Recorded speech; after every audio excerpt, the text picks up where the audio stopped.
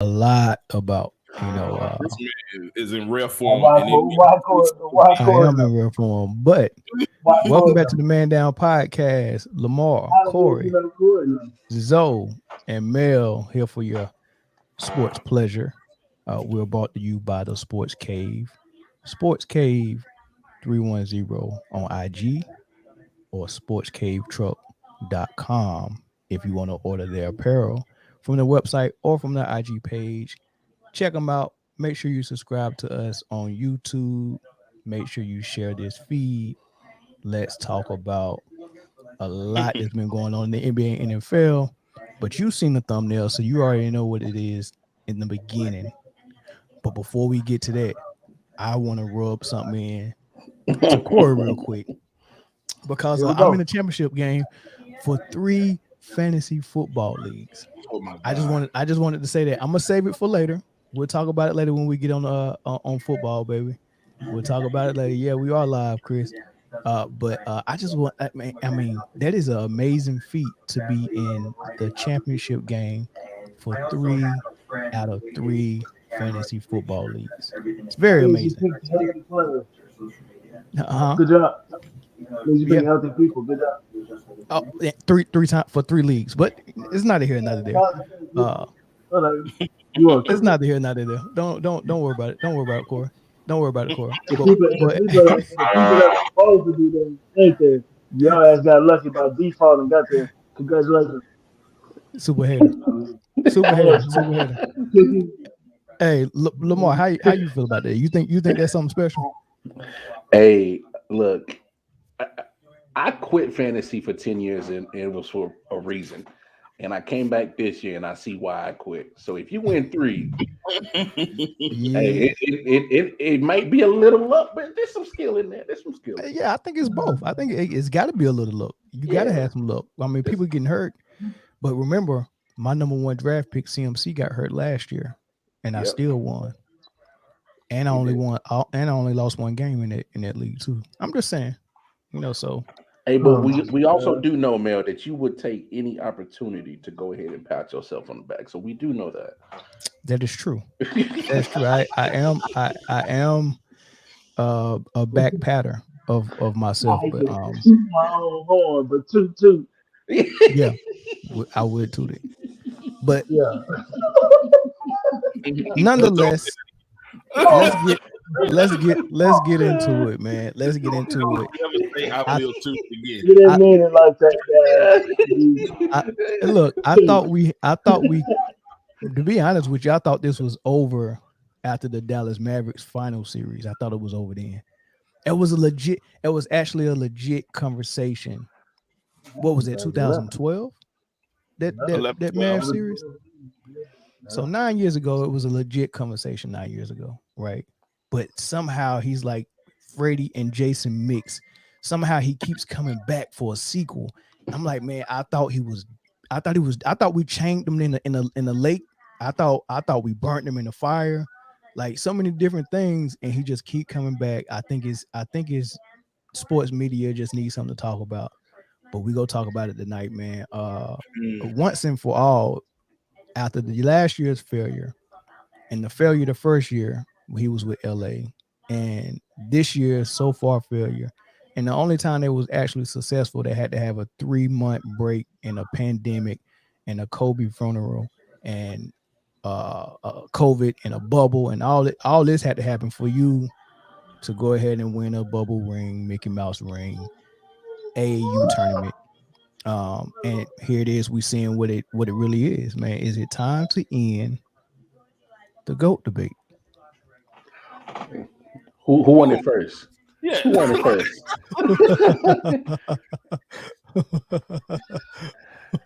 I'll take it. I'll take it. Look, it should have been over because I didn't know there was one that even been had. Uh, when you talk about everything that LeBron is trying to do, as in be like an entrepreneur outside of basketball, Mike was already doing that. You talking about being a global phenomenon? Mike was already doing that. Being the Yeah. best in the game, Mike was already doing that. Like, what is LeBron doing that Jordan hasn't done? That's a good question. Um, I will say this in LeBron's defense. Hey, are you talking about basketball wise or just off the No, court? basketball wise, influencing wise, as in like what your name brings, because the Jordan brand took a life of his own just Uh-huh. because of what Michael Jordan was. Oh, that's easy. Well, what he's doing basketball wise that Jordan didn't do is lose a lot of finals. That's the first thing he's doing. Um, the second thing he's doing that Jordan didn't do off the court is, I guess, put a lot of teams together. He's the best general manager of all time. He's the GOAT. Oh, well, I wouldn't even say best general manager. I say he's a general manager because it looked like the way he being the general manager out in LA ain't working too hard. So Yeah, it's not. Yeah, It's not. Go ahead. Go that ahead. statement, that statement, yes, because he if you need a general manager after LeBron's career is over, if you need a general manager, like that is the guy to call. If you need to rebuild, if you need to rebuild a team, something that's the dude to call. He He's is got the the best at experience. putting together a team. Yes, I don't. I don't think he it's got him that been experience. I don't think it's him been a good GM because good GMs can find talent where no one else can find it. It's not hard to look and see Dwayne Wade play for 5 years and dominate and say, I want him. That's not hard. But to True. do what Jerry Krause did to find Scottie Pippen at Central Arkansas, or to find Tony Kukoc overseas, or to find Yeah, BJ Armstrong, that's GMing. The opposite I of got what Joe Dumars did when he said, "Nah, I don't think Carmelo winning that finals at Syracuse is better than what Darko Millet did wherever he came from." Right? That's not been a good GM. But That's LeBron's not crazy. doing nothing super hard. He's just looking at guys that's already established and is already good and saying, "Hey man, come won't you come on. play with me?" So Mhm. what he really doing is selling cars and saying, "Hey, somehow you coming over here to help my legacy is going to help yours too." Mm. He's selling Of cars. course. so That's you what he say really doing. so you saying he's the best You- used car car salesman salesman. alive. Yeah, he's talking people about their draws, and somehow he's the only one busting one. Because when they actually win it, don't nobody get credit for it but LeBron. But when Yeah, they I lose it, mean you put it that way, yeah. It's yeah, everybody else's fault. it's Not everybody else's LeBron's. fault. It's not LeBron's. It never is because he got 28, 8, and 8. Mm. It's never his Yeah, fault. Yeah, because his number's gonna be there. Is Yeah, is always. is everybody else around him where their number's gonna be at? right. Agreed. Which is a big difference with MJ and LeBron. I mean, and to be honest with you, you can simplify this whole debate to just what you see on the court skill wise, and you can look at Jordan's game and see that he had no weaknesses on offense or defense, and he had no holes in his offense, right? Where LeBron still is not a very good free throw shooter, still can't play without the ball to a point where he can dominate consistently. Still not a good jump shooter, mid range. Still not a good post player. Still don't have good footwork, and he still has to get most of his points running full speed at the rim. It's I it's agree. I it's just weird that he's built like a tank and he's trying to play such a finesse game, and I don't get it. Well, It- he's 37. He's 38. He's 37 right now. yeah, but he's still a tank, man. He's still a tank, but I mean, do you want to be a tank for 82 games plus the playoffs, or No, no. do you want to twinkle toe just a little bit? Oh no. I get you, man. You gotta get some kind of outside shot because you don't want to get beat up 82 games. I Right, get that. You're right. 100% right. But what I'm Hmm. saying is that if he's at this age and this point is in his career and he still ain't a consistent finesse shooter, then what are we it's too doing? late. It's too late. I like his 3-point shot now. He's got that down pat, but I just hate the way it he look. Yeah, it ugly. yeah, it's not pretty, but I mean, after 20 years of shooting it and practicing every day for 20, like if you're not good at something after 20 years, I Mhm. mean, you know what I'm saying. So I mean, he's too good not to be able to get some type of 3-point shot down pat. But the difference is when you look at it, you got a picture perfect jump shot from Michael Jordan. All the mechanics are there, So that lets you know more work was put in there. And then, hey, can I speak on that real quick? Yeah. Hey, because my thing is, like, I know you talking about community building activism. Hey, Jordan has put a lot of bread a lot of places, but he just don't grab the headline. So I don't like people saying that he ain't never been an activist. He ain't never been about, being philanthropic and putting out for the people, because I think that's a false narrative. Yeah, that's He true. has never put something out and been like, "Oh, look at me, this is what I do." Like LeBron. Yeah. LeBron like that dude to take a homeless dude a sandwich, but he videotaped himself giving the dude the sandwich. He's talking about tooting his own horn, huh? Yeah. But I just think it is what it is at this point. His game, I think LeBron is probably, and I'm gonna give him his flowers, he is the athletic specimen on a basketball court, man. Of course. He has been something that we have never seen like that before. Especially with his skill set of being, he's like a guard, he's a ball dominant guy. I'll find you, when it comes to that, or either I'm gonna get to the cup. And I think a lot of the reason why, like Mel was saying, the jump shot and a lot of the other things didn't develop over 20 years is because when you find out you have the power to construct or have major input on a team, I can go find a 3-point shooter. I can go find a post guy if that's something that I need. I can go put together exactly what I do just to, magnify my skill set. And I don't really have to grow at the rate that, the real skilled guys went. But I do think that if he would have just stayed in Cleveland, which I get not staying in Cleveland, especially with those teams, but a lot of the times it wasn't the teams. Teams weren't as bad as people try to make them out to be sometimes. I think if he would have stayed there and actually developed all of those aspects that you said, footwork, post game, mid range, long jump shot, I think that would have put him in the conversation. But once he left to go to Miami and join Bosh and Wade, it kind of took away from him being in the same conversation with GOAT, with Jordan to me. And a lot of people say he was the best player on that team. It's not hard to be the best because everybody's deferring to you.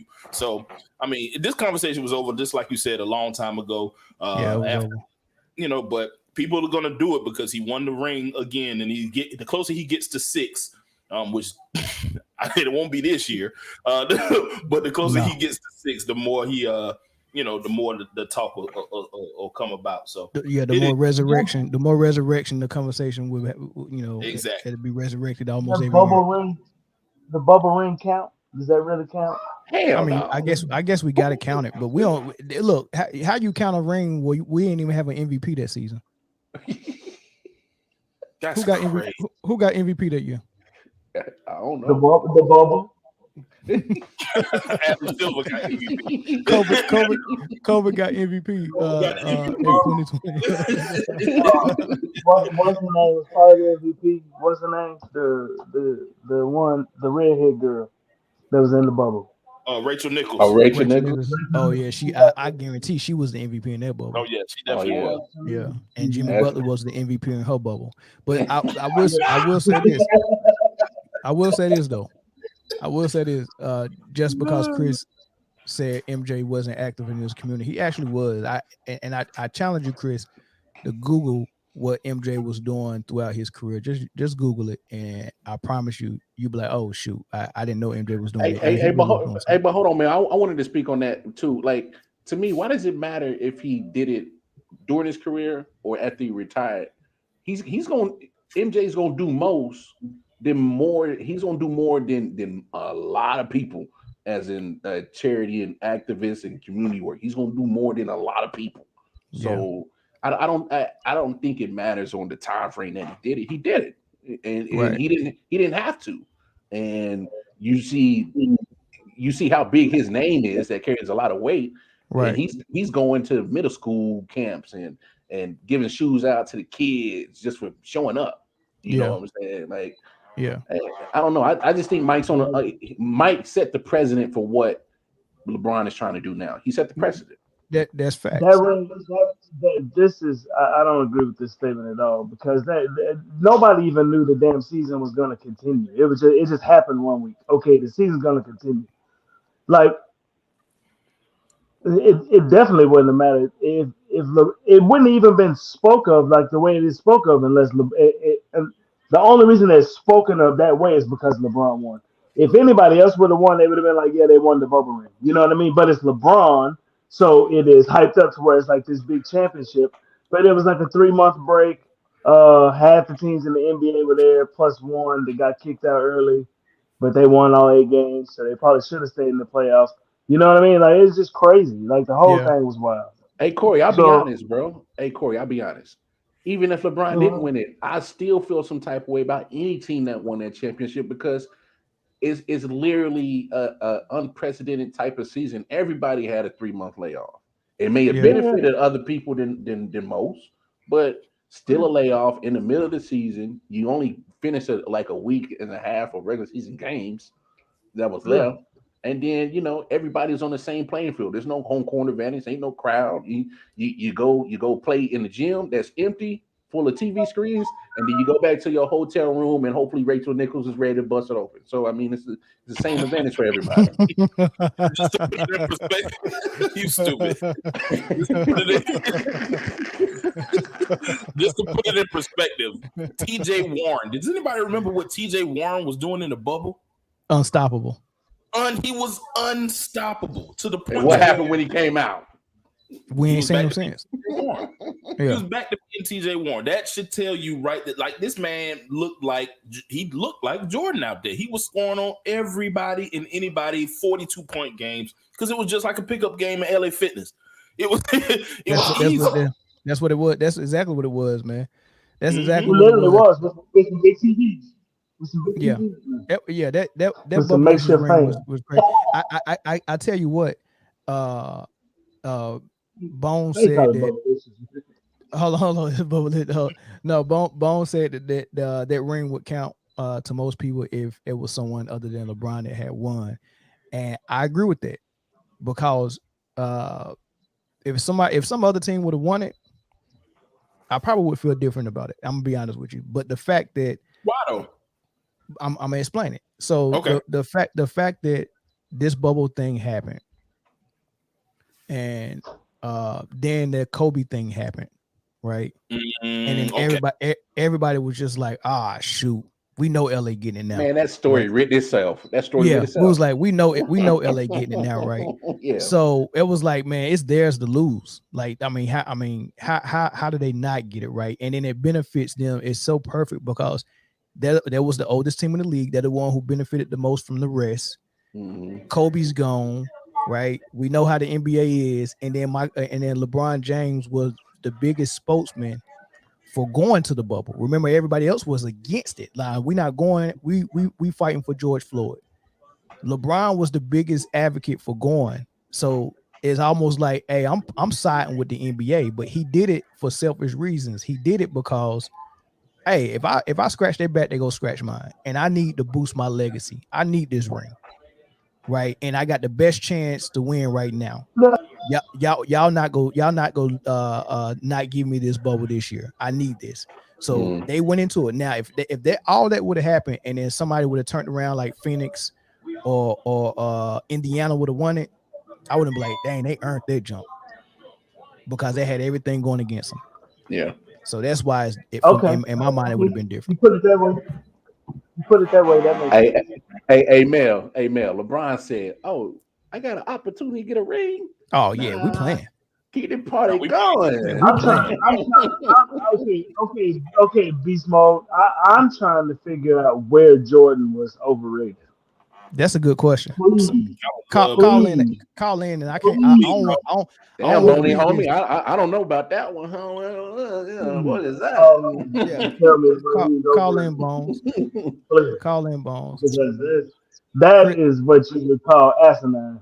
yeah, Chris said Miami shouldn't have even been in anything past the first round. This is true. I mean, because they ain't. I mean, Yeah, look, they were everything trash.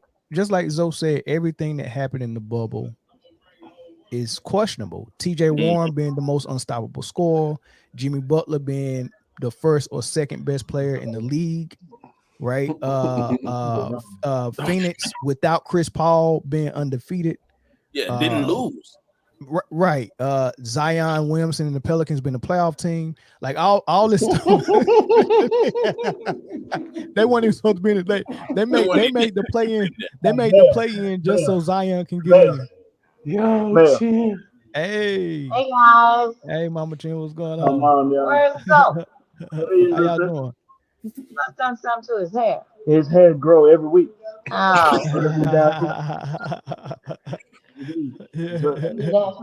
be down to the middle of his back next week. Oh. That's Lamar right there. Hey, Hey, Lamar. how you doing, Mama Chin? I know who he is up there. Yeah, that's me. That's Big Chief. I think yeah. Crazy ass. Oh man. But yeah, man, just like Zoe said, man, everything that happened in the bubble was questionable, man, including the winner of it. The coolest thing about the bubble was that camera on the train track. That was pretty dope. I don't even remember that. You know, it was on the other side. Hey, I actually agree with CC on here on that comment. I actually agree with that because it was kind of suspect. It was this kind of suspect how that Patriots dynasty started right after 9/11. I agree with that one. We're talking about the Saints after Katrina. After Katrina, bro, I'm telling you, that's Hollywood stuff. They want stuff that's gonna sell, dog. That's the part of sports that meet, man. That shit scripted right there. How you overrated and go at the same time. We about to find out. We about to find out, Bones. The number scrolling down below, man. Hey, Boney homie ain't calling in on that one, dog. The whole he about to call in. He asked for the number 336-456-6453. I'm interested to know how he's overrated. I mean, because if you look at it below the surface and just start critiquing MJ's game, he's actually underrated. I mean, I need Bones to hurry up and call in because I need to hear this. How can we praise Kevin Durant for being the best player in the world, and he's really just the best scorer, right? He's got a little bit of defense, but he's really like a phenomenal scorer. And then we praise Kawhi for being a top 5 player, where he's really strong on the defense. When you look at Jordan, he's both of those players. He's locked down on D, and he's unbelievable as a scorer on offense. And then he's got Kobe's heart. So he's three superstars in one. He's actually underrated. There's nobody else that has Kevin Durant's scoring ability and package, and the best wing defenders ability on defense, and then Kobe's drive. Nobody. Man, when you put it like that, man, I ain't never heard it like that. That's a hard argument. Right. Exactly. Hey, we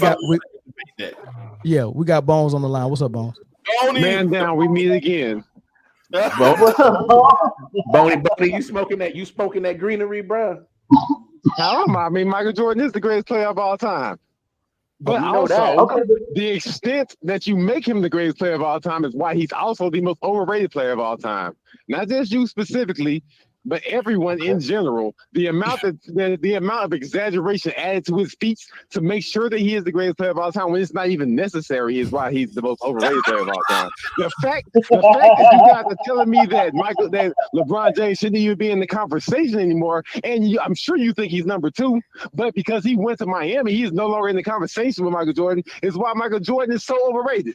He's still the greatest. But it is not that big of a gap. He is not untoppable. But no one will ever be greater to Michael Jordan than any of y'all unless they never lose a game. You might be right. Michael Jordan's the most overrated player of all time. I think we need a different word, Mike. I don't know if overrated is the word, because overrated meaning that if y'all rated Michael Jordan on a scale of 1 to 10, y'all rate him a 20 when he's 11. No. If I was to rate Jordan out of all the basketball players that play, I rate him number 1. Is he below 1 or is he 1?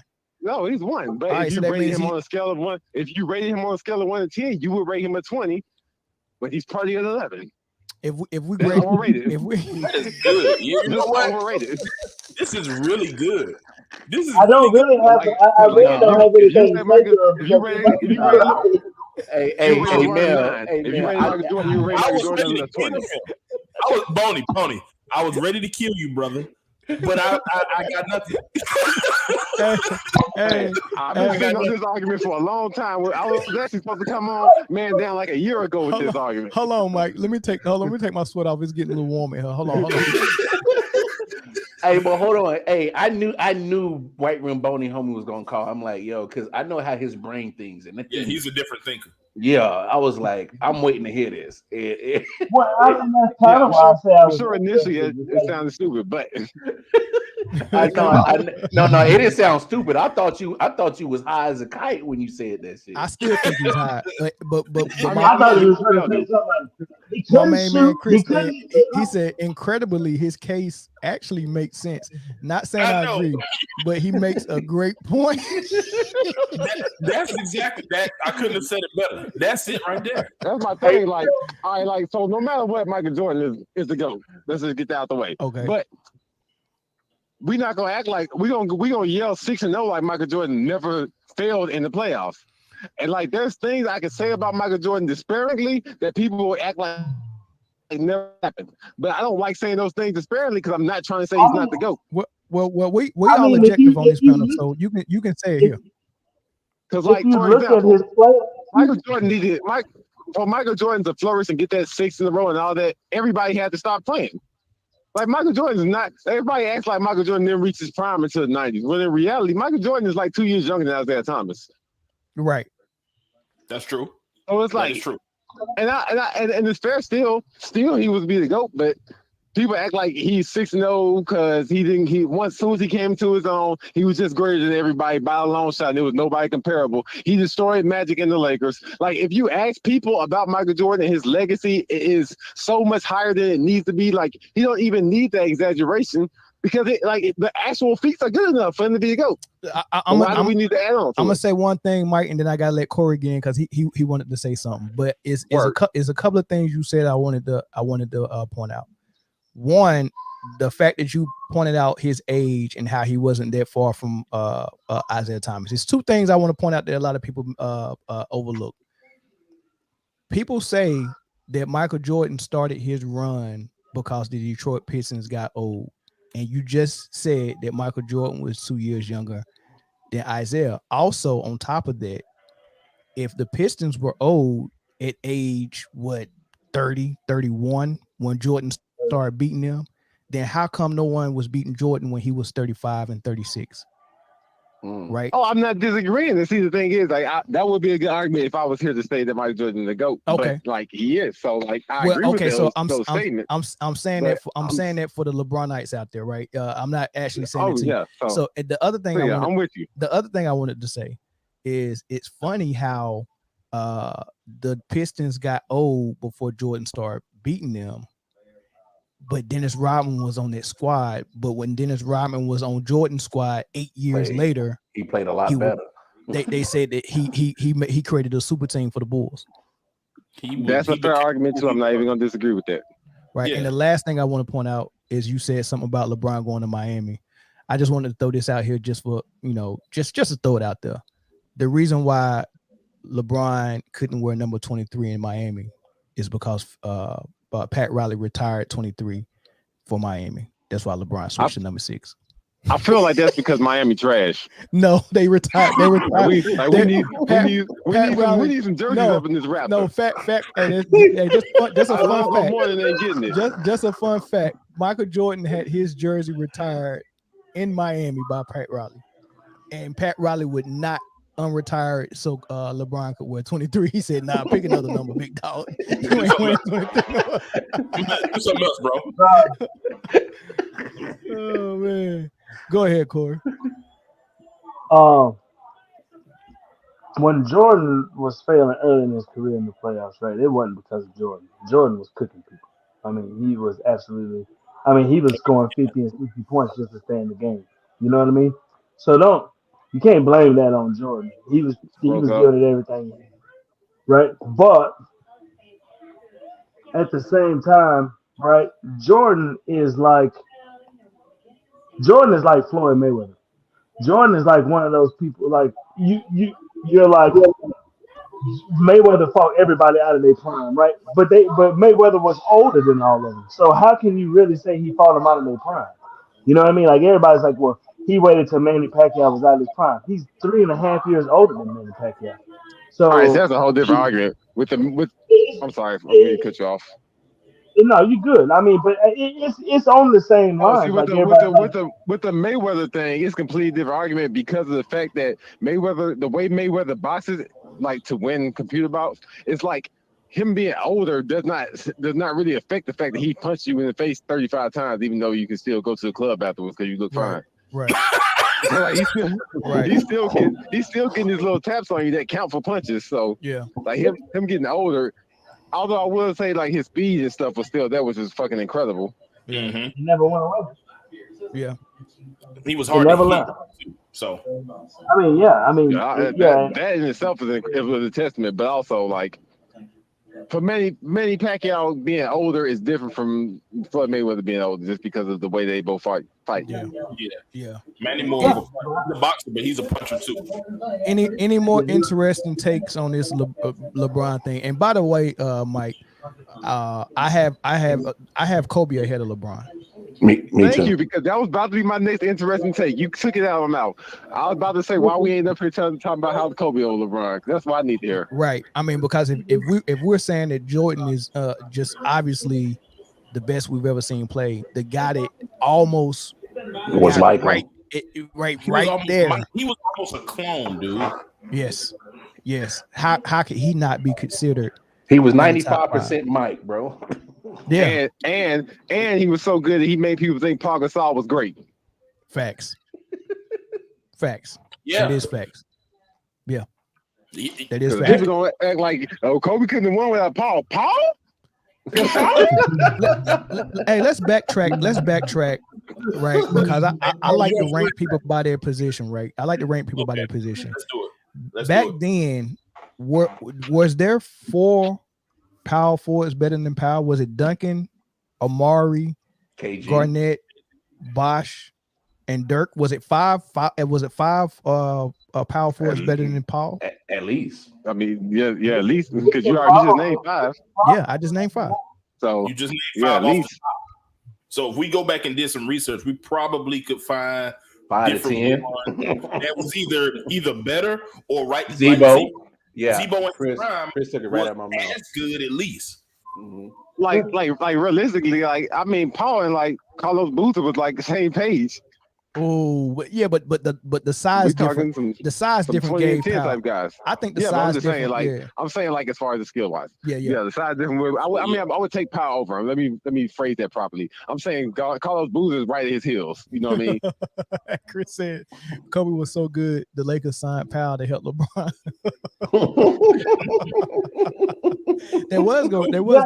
They actually had Mark, but they was gonna sign Powell to try to help. He was gonna come out of retirement to play well. But yeah, They might well have when they signed Mark.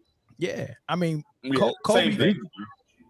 Everybody said Kobe needed Shaq, and he said, "I don't want that to be my legacy." He wanted to break up from Shaq. He wanted to be able to do it by himself, which You want to shows. show Yeah, that's totally opposite of what LeBron wanted to do. LeBron said, "Go find me 2 number ones to play with." No, please." Mel, stop. No. Let's stop the cap. This is what he did. He said, help! That's what he did. I forgot about Turkaloo. No, what I do like about LeBron, even though I kind of hate it, but also what I do like is the fact that it's kind of like at the end of the day, man, I'm pro players and I'm not pro teams. Right. I'm pro employees over business, you know? Right. So like realistically, they win the business for themselves. Pretty much. That changes the face of the game. Oh, they definitely kicked down that wall. Yes. Whoever beat his team. Absolutely. But not necessarily like I was worst. It's not. I didn't think I was the worst thing for most of these guys. I mean, yeah, as far as LeBron goes, he could have stayed in Cleveland and everybody come there. And look, fellas. Yeah, but I don't think nobody wanted to come to Cleveland, right? So let's narrow down what really happened, right? This is What's so good what about really Cleveland? happened. And then I want to say this, and I want to hear everybody on the panel's Surely. comment on it. I think we just lost Mike, but I want to say this, and I want to hear y'all comment. What happened in Cleveland? He shows up. He wants to be the guy that gets keep Cleveland the championship, and he tried it out, right? And he shows up there and he's trying to figure out his play style. We knew he was a phenomenal player, all of that good stuff, right? Of course. He had Mo Williams and he had Big Z, you know, a couple of other shooters and stuff like that, Booby Gibson, whatever. But that was his number 2 and his number 3, Mo Williams and Big Z. That was good enough for the East. I'm gonna be honest with you, it was, because if you look at all his competition, because his competition, if you look at all the number 1s, their number 2s wasn't no better. Gilbert Arenas had Antoine Jameson as a number 2. He had Karan Butler as a number 3. Dwight Howard had Turkoglu as a number 2 and Jameer Nelson as a number 3. In Atlanta, Joe Johnson had Al Horford as a number 2, maybe at a 3 or 2. and It was Josh Smith never, as a number 3. Right. So in the East, until the big 3 came in Boston, in the East, it was fair for what LeBron had as a squad. What he realized is that when he got to the championship against the Spurs, what he had wasn't going to be good enough to beat the Spurs, right? But then what made it worse is that Boston Big 3 came together and he saw that I can't get out of the East anymore. I got put out by Boston. I got put out by Dwight Howard. I can't get out of the East no more. I need all the help. So he said, look, I can't get a superstar to come help me in Cleveland, so I'm gonna go join a superstar. That's what he did. What you say to that? How can I dispute it? I don't think we need to discuss it anymore. Let's move on. Yeah, that's exactly what I think you kind of put that debate. you said everything that needed to be said. Nobody.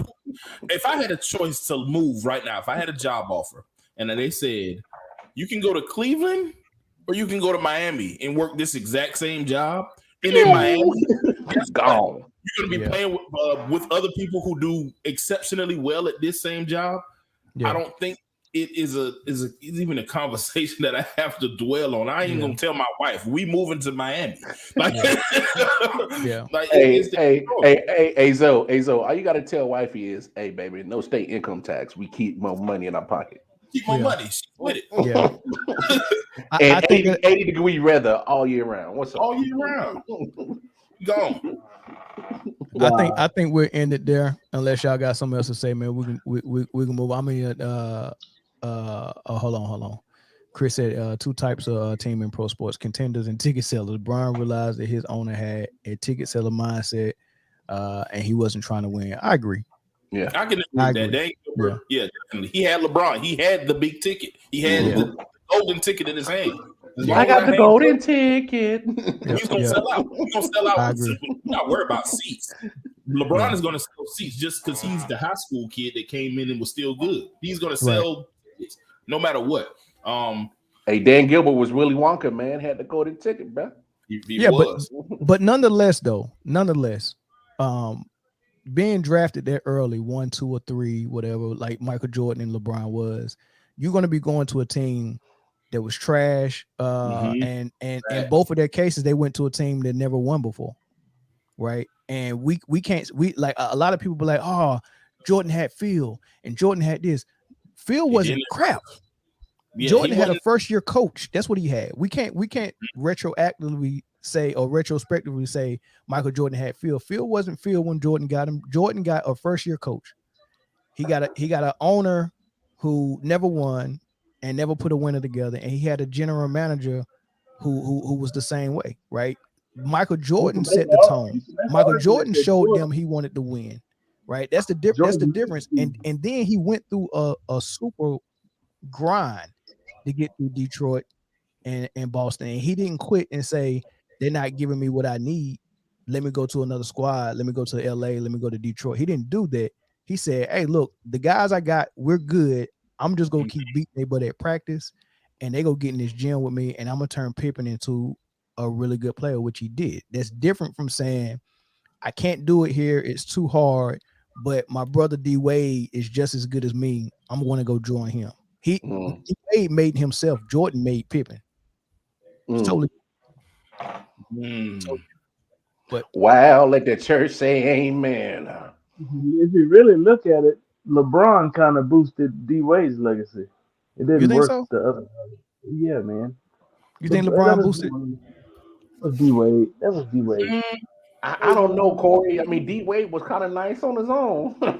He was. He already had a ring too. Already had a ring. Oh, you saying Wade boosted LeBron's legacy? No, I'm saying D Wade. No, LeBron helped D Wade's legacy. I mean, he didn't really. I don't know. He didn't. He did not make LeBron. Didn't make him. I mean, he didn't make LeBron better. Not really. I mean, he got a whole bunch of passes from LeBron. What? I don't know about that, Corey. I think that if anything, I think Jordan. I mean, I think D Wade's legacy might have. If they didn't win, it would have definitely took a hit. It would have took a huge hit. He was just coming off that amazing series when he took over. Like, yes, he had Shaq down there, but bottom line, D Wade took over that playoff series in the finals where he just went stupid and he started to say, okay, who is this young cat? I think that him getting LeBron, I don't think he helped him. I think that D Wade did take a back seat, but I think he took a back seat because of the fact that, hey, I don't know how this big three thing is supposed to work. LeBron is who he is, and I'm going to let him take the lead role because D Wade, in my mind, he didn't. I think out of the three, he was probably the closest to win another ring. You know, he had just won. Hey, let me cook my childhood friend James in the comment to my man Jordan named Mate Pippen. What the heck was Pippen when he came in as a rookie? Averaging 1.7 points. Michael Jordan came out of Carolina as a player of the year. Yeah. Number 3 pick. Right? And he paved his way before Pippen even got there. MJ was already MJ before Pippen got there. What was Pippen when he showed up with the Chicago Bulls? A freaking athlete, and that's it. A long league athlete with a big growth spurt. He was on his way to being George Gervin at best. He was on his way to being Jamario Moon at best. Jamario. Wow. He was an athlete that was long. Wow. The same dude that said, I got a headache, I'm not playing this game 7. Wow. Come on, man. How he didn't do you think Michael Jordan's drive at practice and Michael Jordan saying, Pippen, I'm going to assign my personal trainer to you all summer so we can come back and beat the Pistons. Do you think that didn't rub off on Pippen? You think Pippen was already mentally as tough as Michael Jordan? Not even close. He didn't even think like that. He didn't even like you could see even in the story of Pippen, you knew that greatness that he ended up being, Hall of Famer definitely, had to be pulled.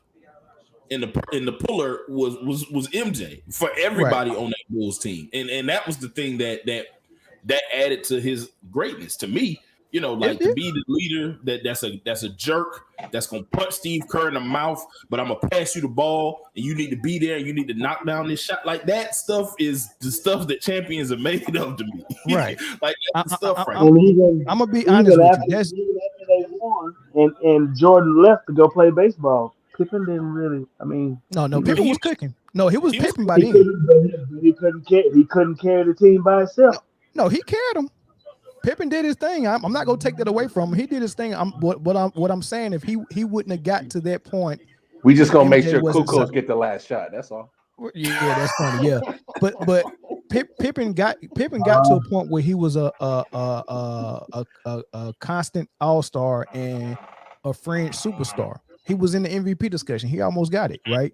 So Pippen was amazing. If it wasn't for Elijah Wan being even more amazing, Pippen probably would have at least one MVP. However, what I'm saying is that if Michael Jordan wasn't there with Pippen would have been Danny Granger at best. Without the 3-point shot. You just going down. First it was George Gervin, now it's Danny Granger. Yes, he would have been Danny Granger at best. I mean, there was literally no difference between. As a matter of fact, as far as small forwards, Reggie Lewis was better than Pippen. Len Bias would have been better than Pippen. Yeah, Reggie Lewis was better than Pippen. RP to both of them. It was better. Yeah, RP to both of them legends. But yeah, Pippen, come on now. But Jordan is a standalone. MJ would have been MJ regardless of who he played with. I agree. Pippen wouldn't have been there if Jordan wasn't there. That's my thing on that. Who want to get Chris on this? Phil gets credit because he won rings without MJ. With the baby now, imagine having baby MJ on your squad along with a top 5 center in his prime and not getting rings. Come on, Chris. Come on, man. Hey, he did what he was supposed to do. You got to win with them. He didn't have MJ, but he had the closest thing to MJ. He had the closest thing to MJ plus Shaq. Plus Shaq. It don't get no better than that. The most dominant force in basketball. Like if that equals MJ, if you take 95% MJ, but you Kobe, and then I take the Aristotle, like you pretty much got what you need. Come on, you got man. what you need. Yeah. What Phil do when he didn't have a top the GOAT, the baby GOAT with a top 5 center of all time? What did Phil do after that? What did he do when he was trying to orchestrate something in New York with Melo and Porzingis? That didn't look too good, did it? No.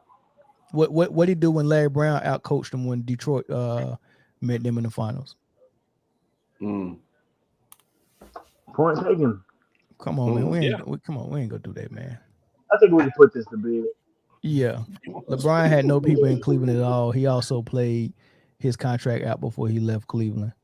And what does that mean? But Oliver, that still means that he left to escape the grind and MJ didn't. I'm not saying that takes away from his legacy. I'm saying when you put it up beside MJ's, it is way easier to do what LeBron did versus to do what MJ did. And thank you, Tired of Fools. Thank you. Tex Winners was the mastermind behind the triangle. Yeah, that is 100% correct. Yeah, all Phil could do is make them do yoga, smoke peyote, and whistle with his fingers. That's all Phil was out there doing. Scotty, Scotty, pass the ball to Mike. All these excuses coming, but he left after his contract was over. Well, MJ didn't leave, and neither did Kobe, and neither did Dirk. And neither did Paul Pierce. I mean, you don't have to leave. Come on now. But if you do leave, it ain't nothing against you. It's just not gonna stack up well against the GOAT and what he did. Pippen was a consummate number 2 without MJ. Pippen never gets a ring as the 1. Facts. That's true. And there's nothing wrong with saying that. And there's nothing wrong. That's what I was about to say. That's exactly what I was about to say. That's okay. Everybody can't be that. That's it. Pippen will go with any superstar and be the absolute compliment. The way he played defense, the way he could handle the ball, the way he could be the facilitator. If you can play off the ball and on the ball, Pippen is the best version of a number 2 that you need. Yeah. And you know what's crazy? Okay. You know what's crazy? What's that? LeBron actually plays more like Pippen than anybody. That is accurate. No. Yeah, he do. He a bigger Pippen. Yeah, I mean he's a lot better than Pippen. I mean, come on, man. He's way more of a freak athlete. Yeah, but same game style. Yeah, but they're very similar. I can't quite put my finger on what makes LeBron so much better. But he's obviously better though. I think he's anyway facilitator. I mean, but Pippen could facilitate though. But I think he's on a different level as far as his IQ of the game. Coming out especially. But other than that, they're very similar. Yeah, very similar. But Pippen plays a way better defense. But since we're on the topic of LeBron, GOAT James, Hey, keep this conversation short and simple because ain't too much positive. Hey, what's Talking the about these bums. Hey, what's the fix, man? I guess we'll do 10 minutes on this because we have about 30, 45 minutes left for NFL. But what's the fix for the Lakers, man? They're 16-18, by the way. They're 16-18. AD is out for probably another 4 weeks.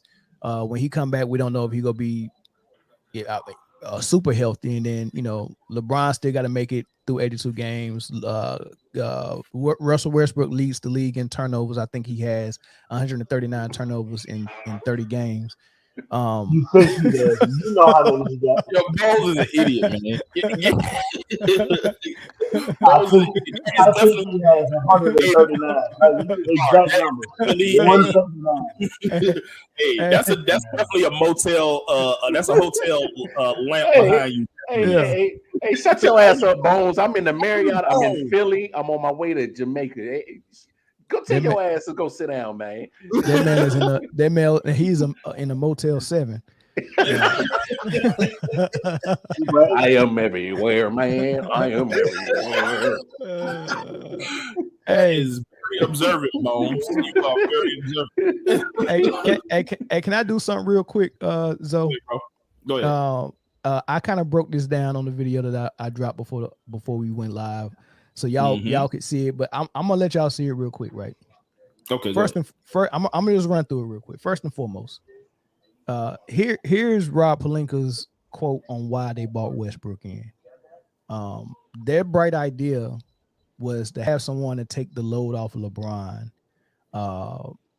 which is weird because LeBron don't want the load taken off him. He wants to be the point guard with the ball. So bringing Westbrook in was kind of dumb, but this is his explanation. We knew that as LeBron journeyed through towards year 19 in the league and then year 20, we couldn't rely on him as a sole engine for our team. First and foremost, you ain't supposed to be relying on anybody for the sole engine of your team. You should run an offense where everyone can utilize their skill set, not just one person using their skill set and setting everybody up. So that's the first mistake. You bringing them in on a bad premise. The second mistake is, why would you bring someone in to be your third player, but also your highest paid player? Supposedly your third best player, but also your highest paid player, and for the purpose of taking the load off LeBron. It make you like Rondo could literally do that for $1.6 million, but you won't play him, right? So, golly, that number, bro. 44 million for that. Oh my goodness. And guess what? He's got a player option for next year. It's a player option. It's a player option. It was a team option. No, it's a player option. They got to. It's a player option. So anywhere that take him, nobody would take him. So I came up with a couple of scenarios where you might find someone that makes a dumb move and actually trades for Westbrook. So I thought about maybe Philadelphia realized that Ben is really not going to come back, and they say I'd rather have some of Westbrook than have zero of Ben. So in order to make the money work, they would have to send Ben and Danny Green, and then boom, the money would work. They can bring in Westbrook, right? Okay, so that will work. Okay, they could do that. Or maybe the Pistons feel like they're not selling enough tickets. Now, these are not deals that they would do to win, but the Pistons might want to just sell tickets, and bringing in someone with a name like Westbrook might be something they can do. And for the Pistons, they would have to send their number one draft pick, which I don't think they would ever do. Yeah, I don't think they would do either. And Jeremy Grant, which is playing like an all-star, and Kelly Olynyk, right? That'd be great for the Lakers, horrible for Detroit, but are they dumb enough to do it? Or do LeBron James got a buddy system he got with Dan Gilbert? Maybe you owe me something because I bought a ring to your city and to your franchise. I doubled your value, right? Hey, just take Westbrook off my hand and just take this contract because you owe me. Maybe they do it in Cleveland, and they would have to send Kevin Love and Ricky Rubio to LA, and they can get Westbrook off. That is the only way I can see Westbrook getting off that team. So if it's No, not a trade, that's not true, Mel. That's not true. okay. I would throw a couple of hookers in his hotel room and a big bag of dope and call him a detriment to the team, bro. And then you can And cut him void out that the door. contract. And man, I would come on. It's LA. I'm pretty sure you can find up some kind of ABC scandal like story and make something up real quick. Call Jokic Contract. Yeah. Call them Jokic brothers. Nah, that man would die if he called the Jokic brothers. So realistically though, if it's not a trade, what you see, you got to be dumb to do it. How do you fix it? Call the Jokic brother. Yeah, that's it.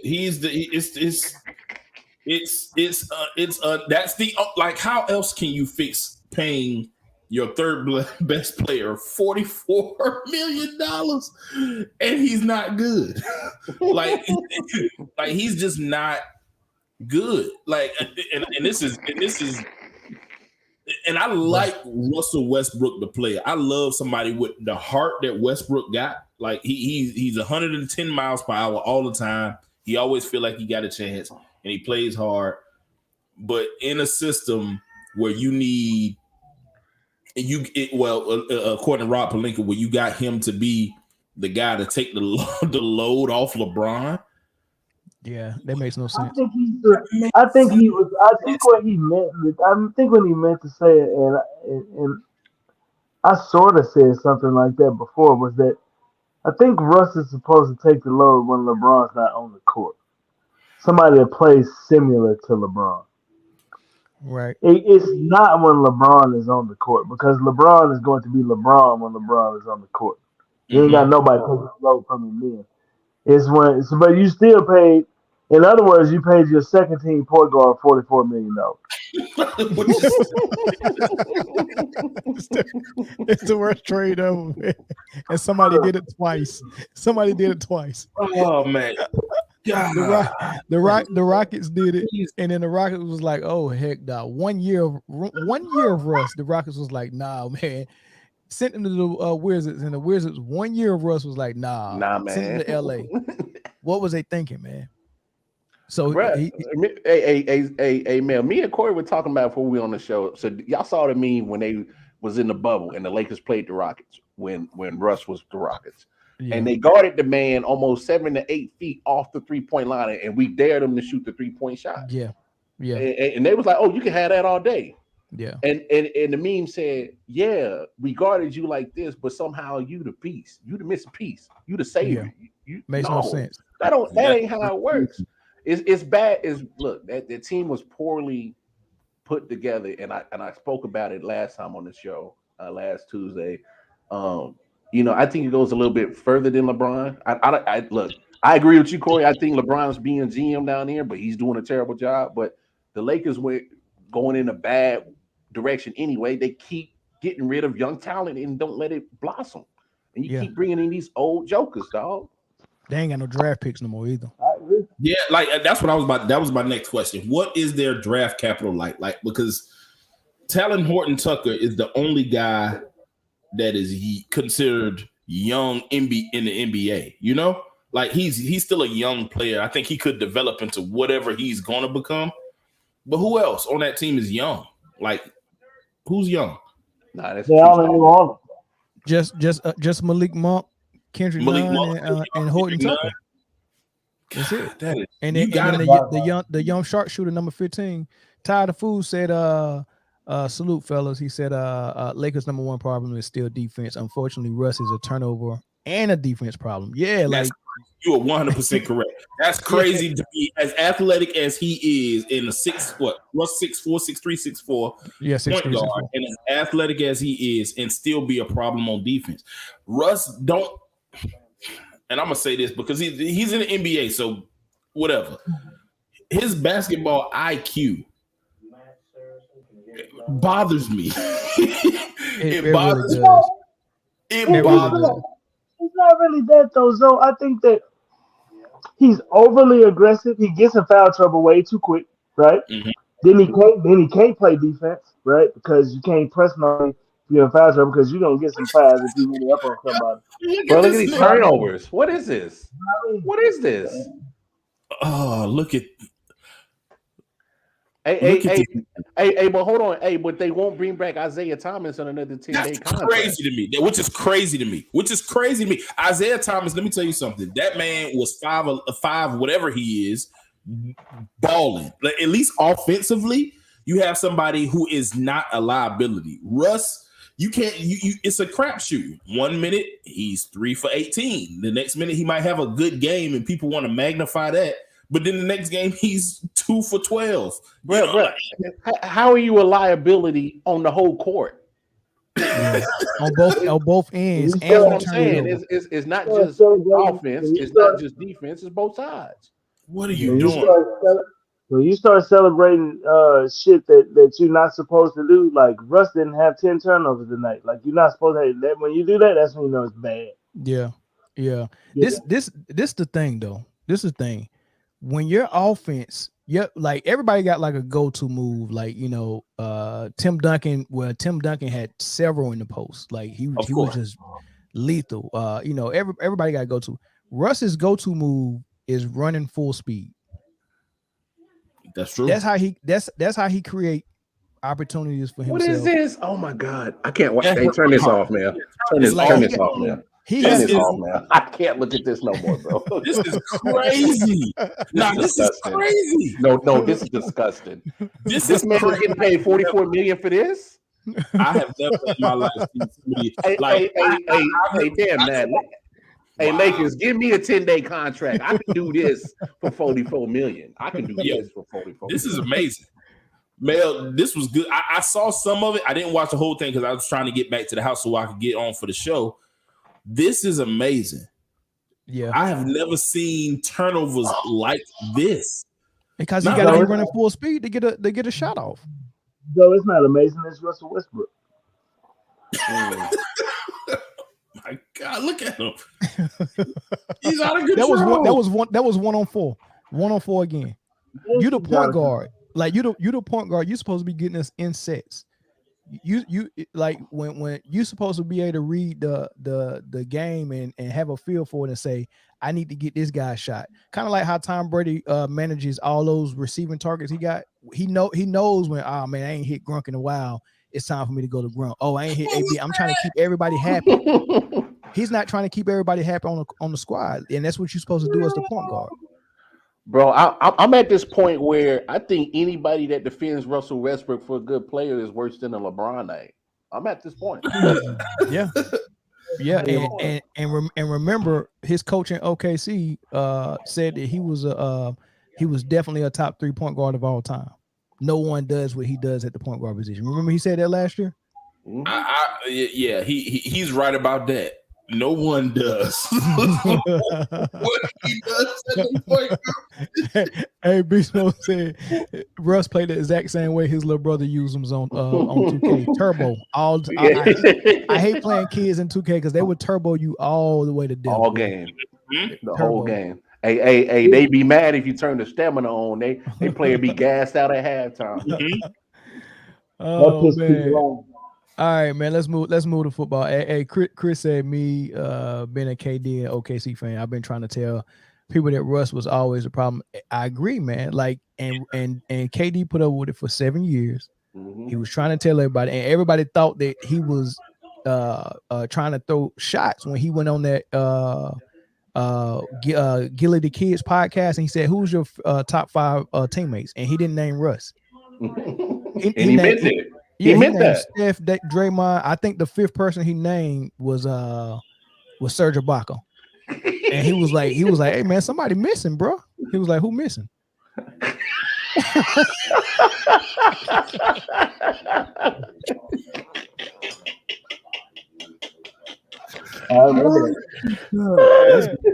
That man was not having a good time over there, man. I remember one year Russ had more shot attempts than KD. How, Sway? That should never happen. How? I'm the best scorer in the league, and you're my point guard. How are you putting up more shots? Hey, one of the best scorers in history of basketball. In history, and you ain't trying to feed that. You ain't trying to feed that. Come on, man. That is amazing. But nonetheless, we'll move on, man. Let's get to we stayed on that too long, man. Who missing?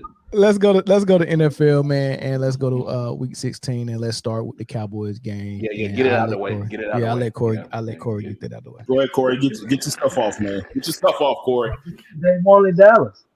Get yourself off and finish on a napkin. They wanted Dallas. I'm gonna finish on you. Never mind. They wanted Dallas. Paul. They wanted Dallas. That's what they wanted. They bought their benches in. They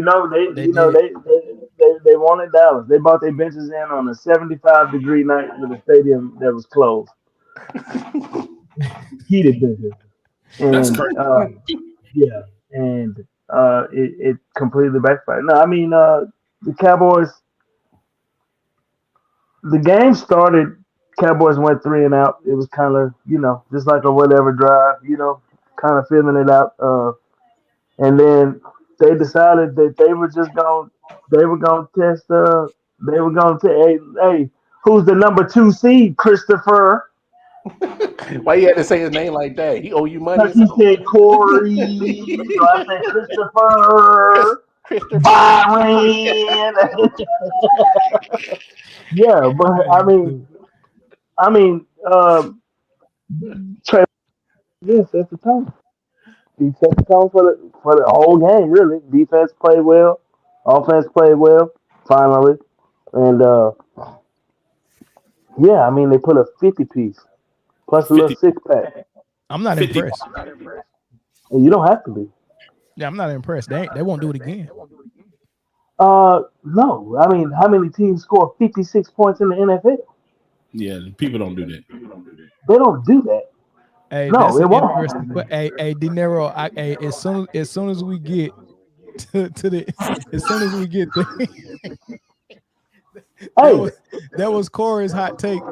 That take was so hot. That take was so I hot. did Man. I did not expect. It's 2 things that happen. Stafford has stayed for the most part healthy. He's been pretty good. They've been healthy. And I never thought that Seattle would just shit the bed. Never. And they're horrible. What's next for Seattle? We'll get into all that. Oh no, they got to start over. No, yeah, they got the first thing they need to do is get rid of that contract Jamal Adams is taking. No, they just signed him to it, bro. They gotta pay. That's a Russell Westbrook contract. You take Russell's contract in LA, that is Jamal Adams' contract in Seattle. Hey, You know, but that's a Corey, good point, they just man. signed him to it. We might need to see if Russ can play safety. Shit, for real. Russ look like him. Nah, he's great. Yeah, Russ I bet can he do played it. just like Adams too. You think Yes. out of control? Yeah. They are the same. I bet you what? I bet you this though. I bet you he can catch. I bet you Russ can catch. Yeah, I think he can. Yeah. I I think bet he he can. can. But them Yeah. knees shot though. You see, he can barely dunk now. True. How I'm getting the echo, Corey, you did something with your earphones and it made your sound better, but I think sound is leaking out and the echo. there you go. There you go. Yeah, now it's fixed. Yeah. Okay. Yeah. But yeah. And then can you Yeah. loosen your do-rag a little bit too? No, they're not gonna score. I actually got hair that I'm trying to get it right. You know what I'm saying? But anyway, no, they're not gonna. I mean, they're not gonna score 56 points again. But I mean, I thought they played well. I thought they played extremely well. I love the way the defense in Dallas plays. Creates turnovers and plays balls out. And I like it. Pause. And I'm gonna tell you exactly why I'm glad that Dallas showed up this week and played some great defense, because it helped me win my fantasy. Did I mention that I'm in the championship game? Oh my God. In 3 different fantasy football leagues. Actually, I'm lying. I already won one. I won it last week. I think I'm about to be sick. The money should be hitting my cash out right about now. Right. So anyway, so Mel texted me in the middle of the game, talking about, hey, can you tell y'all tight end to slow the hell down? Because he messing up my fantasy league. And then 2 plays later, he got hurt when he took that big hit, and I was like, "Well, that'll slow his ass down for a little bit." He was like, That's exactly "He how was it like, happened. it's so yeah, it was like for real." Yeah. So, I mean, Hey Corey, Russ hey, had hey, hey Corey, hey Corey, hey Mel did the same juju on me. So Tyreek yeah. Hill come back off of COVID, but only got 2 catches, and Travis stayed off, and still was on COVID list. So that helped him out too. Yeah. So I mean, it is what it is. But Wait. The and Lakers, as soon the as Lakers beat trash Rockets, and please tell me Russ didn't have 7 turnovers for real. Go ahead, Corey. My bad. He did. but he I'm looking at it on my phone. He had Triple, though. Golly, man. Come on, Yeah. How you Russ. have 7 of 12? You got 7 of the 12 turnovers. And you the point But guard. And the point guard. it's tough. Golly. It's tough. Yeah, they So, won. They won because I don't. Malik Monk had 25. That's why they won. Malik Oh, Monk yeah, had 25. There you go. That's how Malik, that happened. Malik carried the load. Russ turned it up. But Russ is just there to make the games interesting or to blow. But the Cowboys took their starters out midway through the third quarter. They did. Oh, I needed that, bro, because that tight end was about to lose me that championship game. Go ahead. I don't know why I keep bringing it all comes back to. No, I'm sorry. Go ahead. It all comes back to greatness. No matter where we go with this conversation, it's going to come back to one of my leads. Go ahead. I'm done. I'm sorry. Go ahead. I'm sorry. I won it. Yeah. Cowboys played well. Yeah. Cowboys did play well. So what does that mean for them? Like, can we trust them now going into the playoffs? I think they have a big test this week coming up in Arizona. Last year, Arizona handed them an ass whooping, and Arizona's coming into town. They struggling. They on the little struggle bus right now. But the last thing you want to do is let them come into Dallas and get hot for the playoffs. So you need to keep them on that struggle. Yeah. And if you win this game and solidify that second spot, then that last game of the season, you don't really have to play your starters very long. And I don't know if that's a good thing, but it's definitely a luxury that I would want to have by trying to play the last game of the season hard just for a seeding. So how you see that matchup going, Arizona and Dallas? Even though Arizona is struggling a little bit, man, and I don't think Hopkins coming back to the playoffs. Yeah, he not. Like, do you think that them having their backs against the wall and needing this game, and in Dallas not really needing it? Do you see a little trap? I think what I will give credit to Dallas for doing is not because let me keep it a buck. This Redskins game was a game in the past. I expect Dallas to lose. A game that they wasn't supposed to lose. They dropped the ball in December. I thought that this would have been the game. This would have been a game that they lost against the Skins. If they keep that mentality, I think they can win this game. They're gonna be tough though. It's gonna be tough though because what the Cardinals been doing all season is not a fluke. Yes, they're gonna be without D-Hop, but they're good. They're a good ball club, and Kyler Murray is like a little bad kid, just like we always say, running around on that field. He's hard to account for a lot of the times. But I think I think if we was doing picks, I would pick Dallas this week. I think I'll pick Dallas this week. Speaking of picks, who's leading in the Pick'em League? Oh my God, this guy. Hey, so this no, ain't no inquiring minds. You already. First of all, you already know this answer. I didn't know. Am I still leading? They didn't know nothing about that NFL. So I'm in the championship for 3. Well, I lied. I already won 1. So I'm in the championship for 2 fantasy football leagues. I won 1, and I'm number 1 in the Pick'em League with 2 weeks left. Yikes! Go ahead. It sounds like I know what I'm talking about, but go ahead. Yeah, you 3 up. But look, when it comes to the Cowboys, I think the question mark that has already been answered was their defense. That's been answered. And their defense is solid. You already know. And me and Corey was talking about this before we got on the show. Look, Cowboys are getting healthy at the right time. Randy Gregory's back. DeMarcus Lawrence is back. He had a pick six, took it to the house. Michael Parsons could easily be in Defensive Player of the Year award, not just Rookie Defensive Player of the Year. Mm-hmm. He could be in that conversation. Trayvon Diggs, what he got? 11 now? 10? 11? Yeah. 2 more to set the NFL record with a tie. He's at 10? He's at 11. Okay, yeah, 11 still. Ball on that Come side. on. Crazy. Like, stop throwing the ball on that side. No, just don't. He's a wide receiver playing D-back. Don't do it. He's a receiver. Yeah, he's a receiver. Look, so you got one side of the field that I think you're not worried about when it comes to the defense. I think the only thing that now, which you thought you would never see, is a question mark on what Zeke you're going to get and what Dak you're going to get. Zeke played had a good game last week. I mean, he did his thing. Of course, Dak did. I mean, you take advantage of a bad defensive team. You're supposed to. You got 4 or 5 teams in the NFC that I need to see you play them. You know what I'm saying? Yeah. Until I give them the seal of approval. Oh, bro, first of all, you need to get your get back on Tampa, and don't act like Tom can't make up no magic with the referees to still beat y'all, because he can. But you've seen him play Tampa, so okay.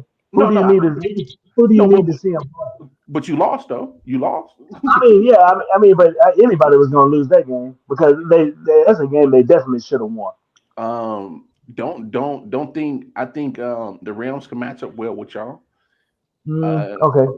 I know the Packers damn sure match up well with y'all. That is the only team that I am. Okay, but there's 3 teams. But there's 3 teams that I think are ahead. You said 5. I'm looking. I said 4. I said 4 or 5. I definitely don't think the Rams are ahead of the Cowboys, and I don't think Tampa's ahead of the Cowboys anymore either. I think Green Bay is. I do, because it's Aaron Rodgers. Because the things that the Cowboys do well, pressure quarterbacks and things like that, you've seen other quarterbacks fold under that pressure. Those teams that you're talking about right now. The only one that you don't see fold is Aaron Rodgers. That's fair. Hey, that's fair, Corey. No, that's fair. Let me say a couple of things and get y'all to respond. Right. Just a comment. I'm gonna say, I do like that the Cowboys are going in a little healthier toward the end of the season than they was before. Because I know Cooper, Amari Cooper got banged up. Was it last year? He was banged up going into the end of the season, and Zeke didn't look right last year either. And I think having all those extra weapons, having a running back. They had Pollard last year, but they didn't use him to where they was preserving Zeke. Yeah, this year they used Pollard way better than they did last year, and they preserved Zeke, even though he did get a little banged up, but he not carrying the load. Lee Bracey walking around here? Yeah. But when I look at him doing warm-ups, I like what I see. I don't see him out there on a trainer's table before the game getting treatment. You get what I'm saying? Like he's out there warming up like I can run it. I can run. Lamb and Cooper and the tight end they got Schultz and Gallup. These weapons, like you're not putting a load on one guy, and I think that's good. So I like them going into the playoffs. That's just a comment. You ain't got a comment on there. I just wanted to say that. What I really wanted to say and get y'all response from is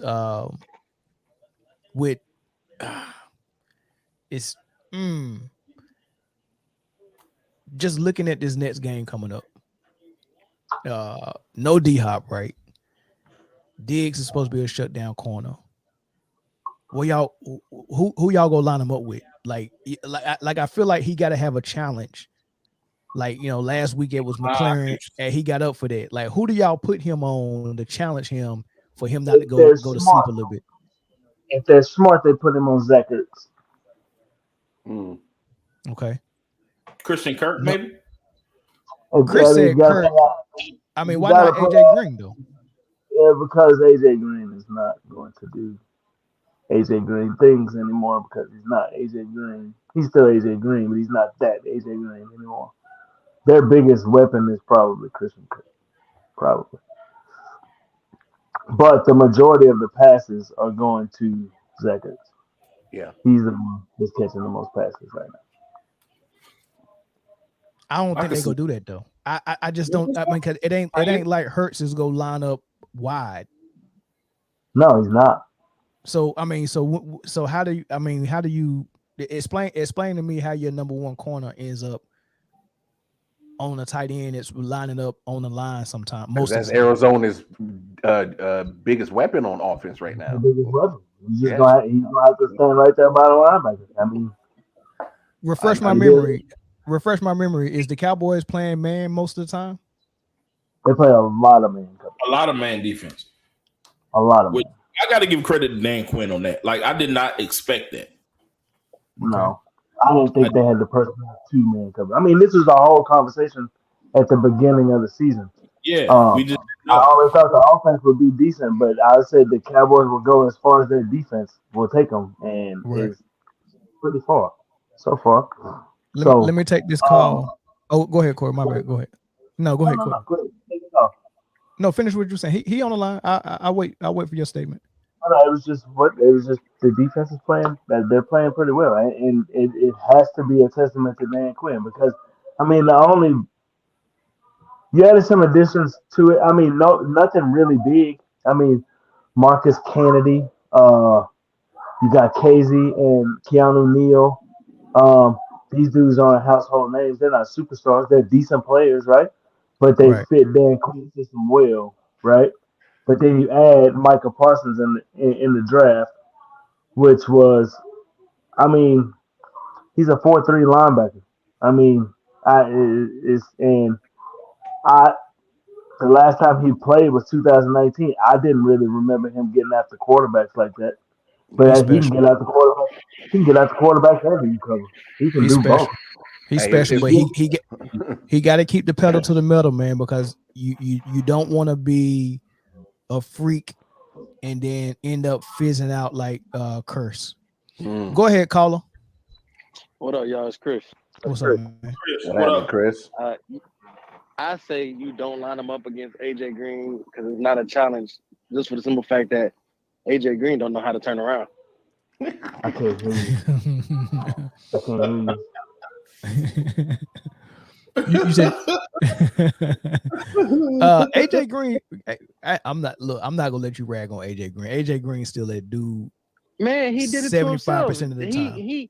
He lost Arizona that game against Green Bay because he didn't turn around. Yes, it might have been just miscommunication. Yeah, there's no miscommunication. That was a perfect pass from Kyler Murray. I mean, I could have caught that pass. Oh no! I'm not saying you're wrong, Chris. Chris, I'm not saying you're wrong. I'm saying this is first year for AJ Green and Kyler Murray to play together. And if Kyler Murray is trying to hint to him like, "Hey, just turn around and back shoulder," maybe they ain't on that level like that yet. That's all I'm saying. But the thing about it for me is like, so D Hop is your long ball threat. That's your deep guy. Mm-hmm. AJ Green is just the Walmart D Hop. As you can see, he only throws to AJ Green on 25 plus yard passes. Yeah, but Christian I don't Kirk think is going to be a tactician. tactician. Your deep ball threat because he's a D Hop is your everything. Yeah. He does everything. Throw the ball. He down there. He's also, but D Hop is also his safety valve. That's his get out of jail free card. You know what I'm saying? That's when the chips are stacked against you, D Hop is down there somewhere. That's what D Hop is. Of course. But when you methodically trying to get down the field, you got D Hop and Christian Kirk. AJ Green, when D Hop is not playing, is that somebody's down there somewhere. But you're not gonna throw AJ Green across the middle for 5-10 yards like you would Christian Kirk. And that's what's going to end up winning the game for Arizona is having Christian Kirk being able to go across the middle for them gritty games. And AJ Green is not doing that. So that hasn't happened in 4 weeks in a row. So what makes you think it's gonna happen this week? Christian Kirk being available across the middle. He ain't been available in 4 weeks. I honestly say watch out for Rondale Moore. He's like a Tyreek Hill type. I will watch out for him. I like it. I like Rondale Moore. I I like. do. I think Rondell Moore. I think Rondell Morris. I mean, but all the passes are going to Zach Ertz. Yeah, they are. He's in safety valve right now. If all else fails, I'm throwing the ball to Zach Ertz. Yeah. Yeah, I but he, think the but key Zach, to but Zach Ertz. Now, okay, let's say red zone, maybe, right? But it ain't like Zach is gonna beat you with a big play, where I need to put my best defender on him to lock him down. You think Zach catch one like Kelsey and take it to the house for 50, or you think he go Not burn somebody and No, get over the top of the safety? Philadelphia. Zach Ertz would have, not this version. Right. who knows what if this version can still do that? But I mean, if you watch them play, like Kyler Murray is throwing the ball to Zach Ertz. Yeah. Zach, he's getting targets. He's getting He targets. getting the targets. Yeah. So, hey, Corey, let me ask you this though, man, because you watch the Cowboys more than anybody else, right? So, Yep. why not let Michael Parsons watch? You took it right out my mouth, Chris. And I think that's what they'll do. You know what I mean? But man, it's also really tough not to have Michael Parsons rushing the quarterback, man, because he's That's what I really, was- really good at that. He is. Listen, But man. see, I did not. so here's the thing. So my thing about that is, right, you have a quarterback who is known for making people miss. Yeah, Michael Parsons is fast, but can he go and get Kyler Murray out the pocket every time? I would rather take the chance of Michael Parsons watching Zach Ertz when Kyler Murray get out the pocket to try and find him than me selling out on every play sending Michael Parsons after Kyler Murray. It's gonna look like the way when Julius Peppers used to chase Vic and get burnt in the backfield. Right. So it's definitely not because the way the Cowboys have been doing it is kind of Michael Parsons has really been getting cleanup sacks because Randy Gregory's been the one doing all the chasing around. Michael Parsons is just there when you break contain. He used that 4.3 speed to run the quarterback down. Yeah, but his pursuit, it's like suffocating the way he pursues you. He goes straight at you. He don't pussyfoot around. He don't beat around the bush. He going straight there, and you don't get around him. I like his pursuit, man. So why not have Gregory and Lawrence? Why not have Gregory and Lawrence just do the main thing and have Michael Parsons on Ertz for sometime, and then switch it up every once in a while and be like, all right, Micah, go in there and then send it in. You know what I'm saying? Because Leighton Diggs to go back and forth. Leighton Vander Esch will be your spot, and Kyler Murray will eat Leighton Vander Esch alive. So you would rather? So why would you? I mean, if you know who's going to get to him faster, Parsons or Vander Esch? Parsons. Yeah. And do you think that Vander Esch would be a suitable cover for Zach Ertz, or no? You think Zach Ertz is going no, because do damage? they'll put another DB in to cover. They'll probably be Javon. To cover Zach Ertz. It won't be Leighton Vander Esch. Leighton Vander Esch is doing exactly what he needs to do. Vander Esch is gonna have help. Just be big. That's all you gotta do. So, hey, are any of y'all giving? I'm sorry. Are any of us giving Arizona a chance? I am in this game. I am. I am. Yes. Yes. The reason why I say Arizona has a chance is in order for Arizona to beat Dallas, it's not going to be through the air. I think they will be. James Conner. I'm picking Arizona. I'm picking them to bounce back in this game, and I really think Dallas. I really think Dallas coming off of a 56 or 59 point onslaught that they scored. I think this is the best time to get them, man. But this is also a time for them to prove that they're super mature. They're not pups no more, and a chance for them to prove that they're the big dogs, man. But this game is gonna be important. Hey Mel, I'll say this. I think Arizona needs this game more than Dallas because Kyler Murray, Cliff Kingsbury, and that whole franchise, they got to shake this little thing that they've been going on the last couple of years where they start off hot and they fade out at the end. So they got to shake this. So they need this game more. Yeah. So I Right now- I was looking at the What's up, Corey? I was gonna say right now, man. Dallas don't care if they play Minnesota or Minnesota or Philadelphia in the wild card round. They don't care about that. Oh no, they're the favorite. So Yeah. it doesn't really matter to them. Arizona is not trying to go to Tampa Bay. Oh no, they don't want that. They are not trying. Not round one. You are not trying to go to Tampa round one. That's why I say they need So this yeah, game. they Yeah. definitely need this game. yeah, I was Absolutely. gonna say that because like I did the breakdown yesterday of like the seeding and everything. So right now the NFC West is still up for grabs. Both of them got playoff berths, but it's still up for grabs. But if the Rams were to beat the Ravens on Sunday and the Cardinals were to lose, then the Rams would be NFC West champions and the Cardinals would be the 5th seed going to see Tampa. Yeah. And I don't see them beating Tampa.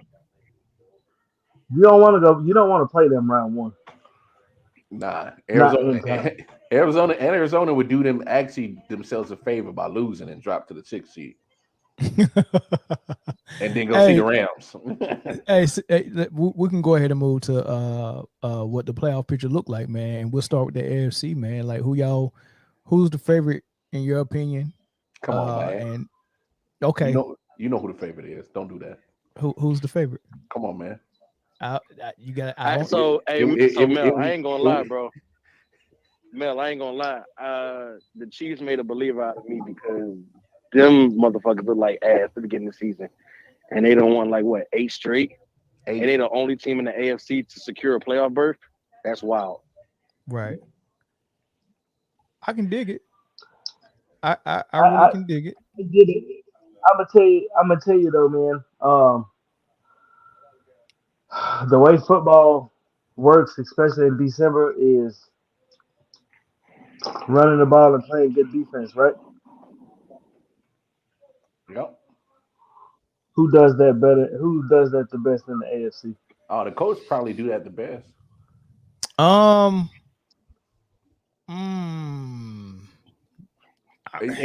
if you're going by Corey's standards of playing defense and running the ball, Colts do that the best in the AFC.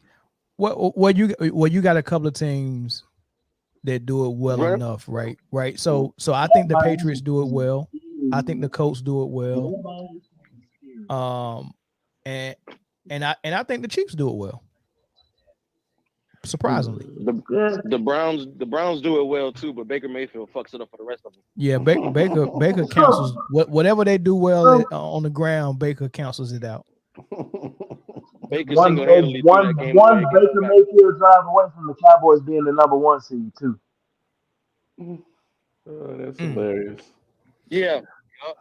So we all threw that away. We all in consensus that the Chiefs are the team to beat in the AFC. I mean, name another team hotter right now. I don't think the Chiefs make it to the Super Bowl though. I think. Who knocks them out? You got a hot Patriots team that can do it. Patriots can't do it. Nah. Patriots can't do it. I don't think so. I think so. Patriots cannot do it. The Bills might get their get back from last year. The Bills possibly can do it. I'm telling you, man, the Colts are dangerous. Yeah, honestly, man, if you run into a healthy, I'm a Corey. It's Colts, man. Colts is a scary team, bro. The Colts, they play bully ball. They are not letting Carson Wentz mess it up. They're saying, bro, Jonathan Taylor's getting 30 plus carries in every game. They're like, no, we're not messing this up. Right, and Carson it's funny. That's right. I agree, and it's funny you mentioned Jonathan Taylor because I had the 5th pick in the draft in one of my fantasy leagues, and I had a choice between Nick Chubb and Jonathan Taylor. And I thought to myself, I said, you had Jonathan Taylor last year, man. You need to go home with the girl you took to the prom. So I went on and took Jonathan Taylor, and everybody called me an idiot. And 16 weeks later, I'm in the championship. That's not here, not there. Go ahead. I just thought that was interesting. That's all.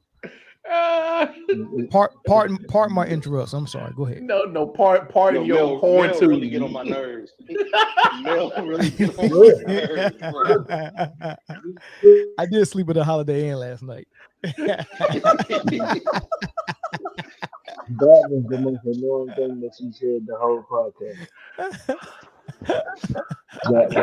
I can't with this dude, man. Yeah, I mean, I think that, and then if this whole thing about, I've been trying to do this research on Derrick Henry, and Derrick Henry's in practice at the facility, not practices at the facility, working out. If he happens to make his way back into the playoffs and they can work his ass, work him in there, right? I mean, that makes Tennessee very dangerous too. Man, nah, it's only two threats to Kansas City, and it's the Colts and Buffalo. That's just my opinion. Not 3. COVID. And COVID. Yes. I tell you what, man, that Miami Dolphins team is hot, boy. They can't lose. I'm glad you said that because that's impressive for what they did. They started 1-7, and now they're 8-7, and they got a playoff seat. Hey, hold on real quick. Somebody adjust their headphones. I got the echo again.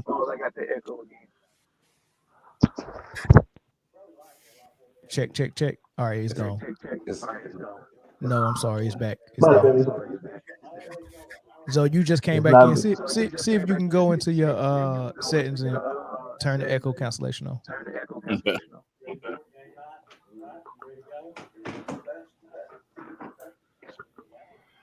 Check. That work? Is it gone? Nah, it's still there. Hold on. Mic check. Hey Chris, I hear it now. Somebody. Hey Chris, let me let you go real quick and see if I can fix that. Okay. I don't know what that was. Check. Yeah, it's still there. What the heck? Hear it too. Check. I can hear somebody talking. I don't know. Make sure I'm going to my mic. Check. Who listening to country music? Nah. Probably Lamar.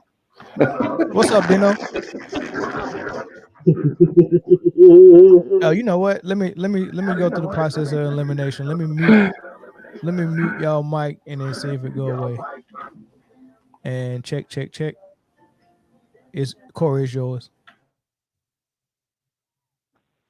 Is yours, Corey? You can hear it? As soon as I muted your mic, it went away. I think it's your it gotta be your do-rag. I think it's is that stocking? What is that? Is that pantyhose?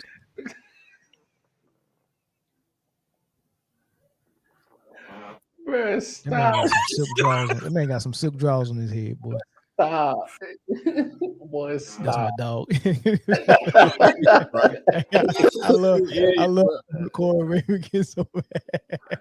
Hey, so but no, hey, Zoe, we was talking about AFC and who's gonna be the threat. I mean, because we all agree Kansas City is playing phenomenal football once again.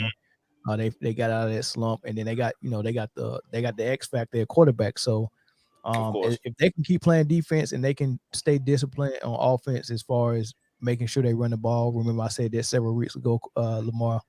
And it's funny, they've been doing it, bro. They've been doing it, yeah. Bro, 35 carries, 30 carries in there. Like they've been sticking with the running game. It's amazing how that happens. Yeah, it's amazing if you just listen to the Man Down podcast and then go into your war room and come up with a game plan. We should be in every film room. Yeah, every film. Yeah. Just I mean, it's just a phenomenal deed we're doing for the NFL right here. But what we was talking about is who's gonna be the threat to them, and I think it's only two. I think only Buffalo and only the Colts on a good Sunday can beat them. I don't think New England can do it. As a matter of fact, I think New England is in danger of losing. Yeah, they might lose their next two games. Teams have kind of figured out that Mac Jones is not really what he was put out to be. He not, man. He throw we say that, 5-yard though? outs. Yeah, he throw everything 10 yards and in. Yeah, I mean, but Belichick kind of disguised it for the longest, just because he's a good coach, right? He's a But good coach. now Buffalo kind of was like, nah, we're not falling for the banana in the tailpipe. Yeah. Man, them clowns got 13 tight ends and 40 running backs on their roster, man. But that's what they do. That's what they say they do. That's what they do. Yeah. That's what they do. Go ahead, so my bad. I think those are the two. I wanted to believe in Tennessee. I don't know. I like the way Miami play defense, man. Miami, they're the only team in NFL history to go on a 6-game losing streak and a 6-game winning streak in the same season. I think it's 7. 7. Yeah. It is. You're right. Yeah. It is 7. Yeah. It is 7. That is crazy to me. They are. You watch them play. You watch them play defense, man. That shit is scary, man. And it's They got a making hell of a defensive line. grow. Like it's putting him in a position to grow because like he's getting opportunities because of that defense. So he's learning. You can literally see him getting better as the game go along. Like it's like, okay, this team could be something. It could be something. You know who else is getting better for Miami every game? The receiver Waddle. Which I like. Ain't he the one who broke his foot before the national game? That's exactly who it is. And what, he was out a couple of weeks and he forced himself to come play on a broken foot. Mm-hmm. I knew he was gonna have a slow start to the season because he had to get healthy hit the whole summer, right? Like really but healthy. Now he looking just as good as Jefferson did last year and looking just as good as Jamar Chase did this year. These rookie receivers coming in ready. Even Smith and Philly is ready. And it's not like it's different between Jefferson and Waddle. Jefferson and Waddle were more downfield stuff. Waddle is doing everything. He's catching screen passes. He's coming across the middle and he's catching the ball down the field. Like he's doing everything for them. And shit, that shit's working. Yeah. Hey, it's funny, they were talking about getting rid of Brian Flores in the middle of that losing streak. And Tua. And Tua. They both was on the hot seat. Yeah. And they still talking about trying to get Deshaun Watson in there to replace Tua. Man, Tua's gonna be he's gonna be all right. I think he's just at first I was all for it because I want Deshaun out of Houston, but I think with this is some camaraderie building when you at the lowest of the low, and then you bring that team to like the complete opposite of that. I think Tua he might be that guy, and then him and Waddle's chemistry is starting to grow too. Because I mean, he's getting the ball any and every way possible, just like Corey said, slants, end arounds, deep ball, outs, back shoulder throws. He's anything you can do to get. He ran a little midline counter for a 2-point conversion last night. He's getting the ball, and that's what you want to do. Get your playmakers the ball. I think that'll make Tua feel comfortable because keep in mind, this is what they did at Alabama to make him be able to feel comfortable throwing. They put the ball in the hands of the dudes who can make plays, man. And so I don't know. Miami might be building something down there, man. Yeah, I like it, man. Remember when we was talking about how good we thought their defense was going to be at the beginning of the season before the season started, and they let us down. Same thing with the Washington football team. We thought Miami and the football team was going to have a beast defense. Mm-hmm. Yeah. They started off slow, but Miami's coming around with it now. Yeah, yes, absolutely. Yeah, but they ain't no threat. They ain't no threat in the AFC though. Let's just be real about that. Man, the one thing you got to do is be hot, and there ain't nobody hotter than them. I'll say this. I'll say this real quick about Miami. They got a good matchup with Tennessee this weekend. Now, if they get that, they'll probably see Tennessee again in that first round. So, I'm not going to say that they a threat to the AFC title, but I think they might sneak one win. They might sneak a one win. Sneak a playoff win in there and get somewhere and play somebody tough. Mm-hmm. So you think if they mess around and see Tennessee in the first round, is anybody's game? Okay, I agree with that. Yeah, because they get Tennessee this weekend, and so like if they compete with them, even if they still lose, and if they see each other again in that first round, I would still give him a chance. You know, I'm not saying they just gonna get blown out the water by Tennessee. I mean, I get Tennessee. They have hopes that Derrick Henry wants to come back, but let's be honest. You talking about a foot injury and a 260 plus man trying to run in at full speed on that foot and hope it lasts. He said he slimmed down to 248. It's still 248. Come on, man. That is a big move. He just went from a big motor scooter to just a big motor. So I mean, he's still big. 260 and 248. That's still a lot of weight. On how the many foot. weeks has he not played? How many weeks has he not been out? 6 He, weeks so far? he was knocked out week 9. Was it 9? 9 or 8. It was 9 or 8. Yeah, Can't remember. It was somewhere around there. Yeah, but I know he's still fifth in the league in rushing. Which is crazy.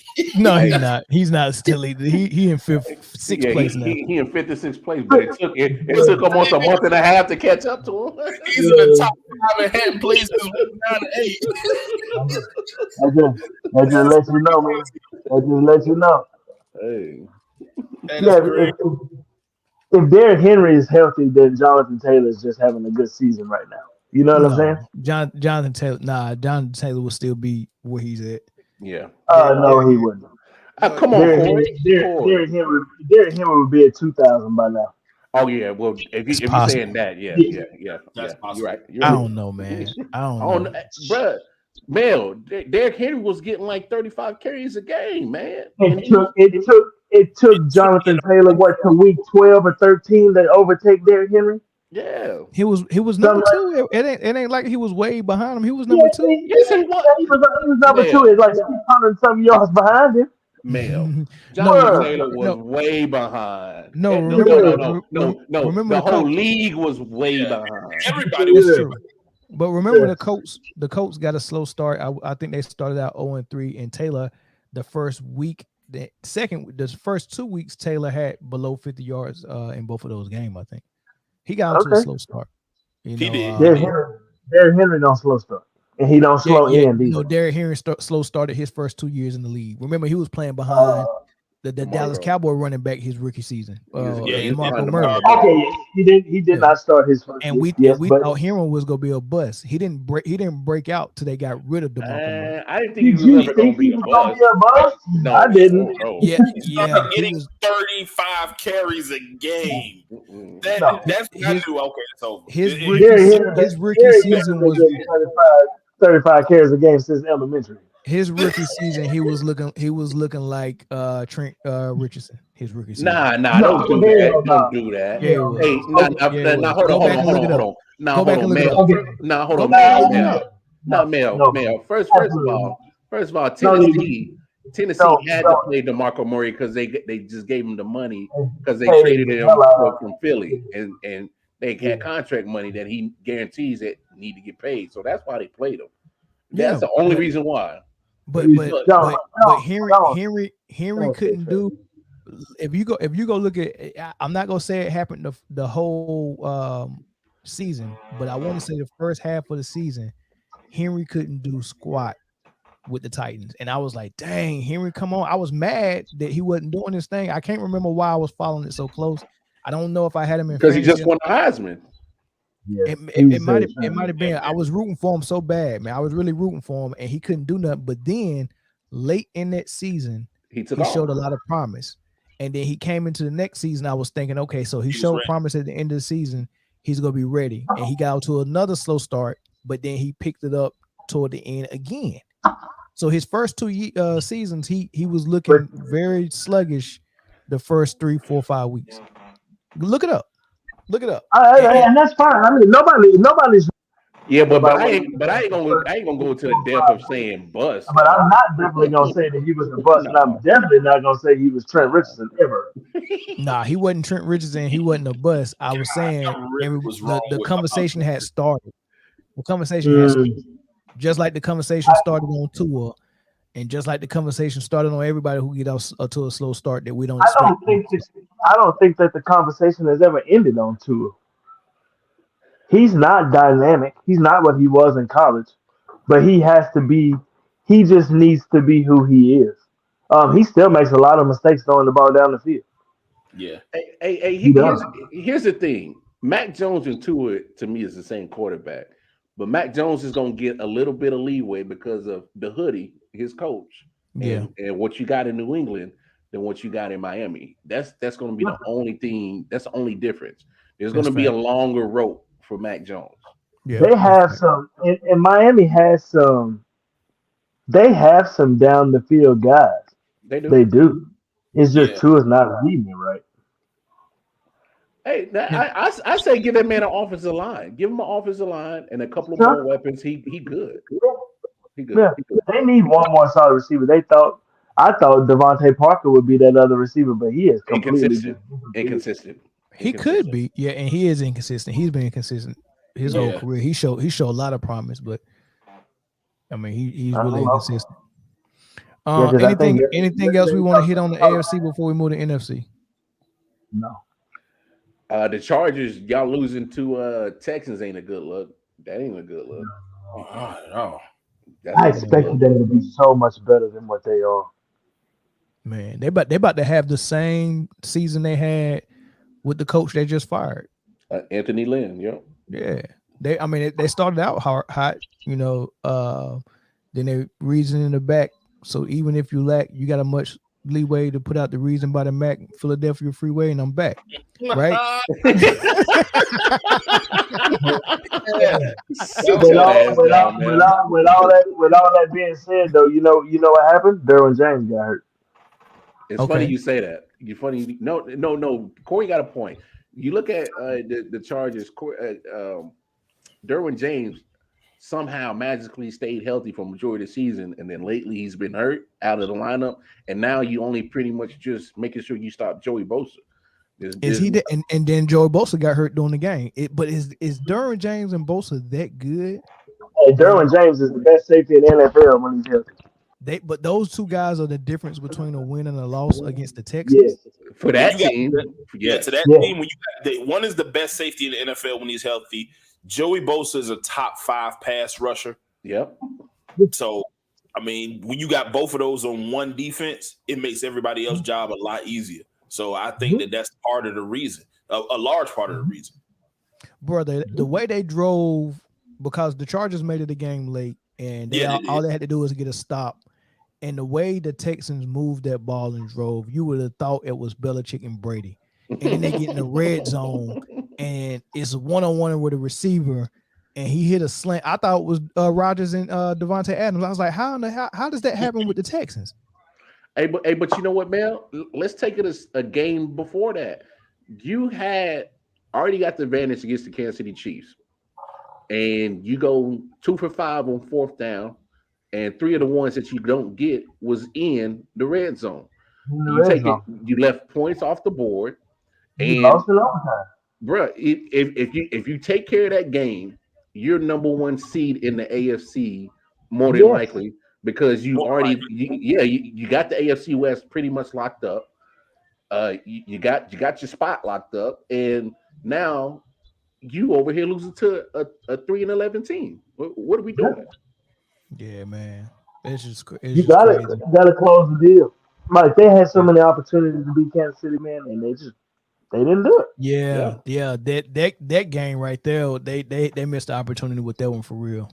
And to be honest with you, I think they got some hangover from that loss, man. Those type of losses for a team that is looking to define themselves, those type of losses can play with their head a little bit. Them ghosts running around in their brain a little bit too long, because they was using that game as a measuring stick. Hey, if we sweep the Chiefs, then that validates us. But the fact that we still can't beat them consistently like we won't, and they're still coming back and stealing games from us, that showed us that we still the little brothers and we're not ready. They're not ready yet. I mean, you ever feel like you got some size on you now, and you try your big brother and he still show you like, nah, I'm still big brother. Whoop your ass. Yeah. But that just goes to show, man, you gotta take care of that football, man. Like, even against the Texans, the interception Hubert threw, and then I think Jackson fumbled, and I mean, you really got to take care of that football like a good girl take care of that snatch. You just can't leave it out there, out there in the Snap street. that, put me back. Yeah, you really do, man. Them good vinegar baths, dog. Yeah, you do. That snapback. Yeah, Snap gotta back. take care of that thing, man. But let's end it on this note with the NFC. Oh God. I don't think Tampa Bay is the team to beat. I think it's actually Green Bay. Yeah, and that's in the conversation. You can end the show right there, bro. There it is. Like, subscribe. Nothing else to say. Nothing to say about that. Hey, it's Green Bay's to lose, bro. I mean, what? Now, but here's the biggest question. Here's the biggest question. If Green Bay goes all the way and wins it, I mean, you got this whole saga ever since last NFC Championship game between Aaron Rodgers and front office. True. If I'm front office, bro, what do you want? What do you need? Get that man what he want. I can't let you walk out the door. I can't let you walk out the door. You can't do it. If he win the Super Bowl with the one receiver I gave him, and he said, "Look, in order for me to come back, I need you to fire yourself." I would fire myself and be like, "I'll pack my bags." All right. Hey, what's that SpongeBob mean? All right, y'all, I'm out. Yeah, it's been real. It's been real. I mean, come on, man. But I don't think it's gonna be as easy as we making it seem. The Cowboys. No, it's just there's some good teams in the NFC. Like, it's some teams that'll compete. I think the Cowboys, if they can keep it up, I think the Rams, if they it's a lot of ifs. And that's the thing. Too many ifs. It's a lot of ifs. Hey, Zo, I'm gonna ask you this question, and Mel chime in. What's your confidence level in Mike McCarthy, not the Cowboys, in Mike McCarthy? Listen, man, I don't have I want to. I didn't have any faith. I had faith in the personnel for the Cowboys the whole season. If they were going to be good, it's because their players played good. It wasn't going to be because of Mike McCarthy. And I was on the fence about Dan Quinn because of his Falcons days, but he's shown to be a lot better than I expected him to be. But Mike McCarthy, I don't have confidence in him at all. I don't really. Like, he mismanages games. That's what he does. And even going against Aaron Rodgers, I think he'll mess it up too. So I don't have a whole bunch of faith in him. My confidence only wavers with Mike McCarthy if he's coaching against somebody like Belichick or coaching against a quarterback like Brady or Rodgers. Yeah. Other than that, I mean, my confidence level in him is just as high as it is with Sean McVay or with Kingsbury in Arizona or whoever is in it just don't matter. Like, it's the same. It ain't like he's that horrible or that much more horrible than those other teams in the NFC. It's just when he's facing those all-time coaches or those all-time quarterbacks. So I think that'd be fun. They can win a game in the playoffs. They probably could win more than one game in the playoffs. But shoot, like, man, for them to get to the Super Bowl, it's just hard to even vision that. Like, it's almost like envisioning a running back winning MVP. Like, I see the same usual suspects making it, and I don't know if that's by design or that they just that much better than the competition. So it's going to be either Brady or Rodgers or possibly the Rams actually making it. I just don't see nobody else making it out of the NFC. So let me ask y'all this: if Cowboys don't get there, like what else is there? The defense is there. You got the weapons on offense. I mean, what's the excuse though if they don't get there? It wouldn't be no excuse unless you actually see the game and see what went wrong. But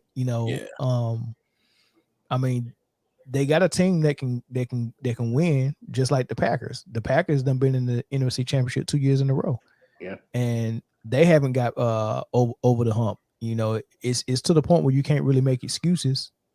You can point out that, hey man, why don't y'all get Rodgers at least one more receiving target that's a real threat and see how that works. Mm-hmm. You know, that's the only other thing you can think of for Green Bay. They got what they need.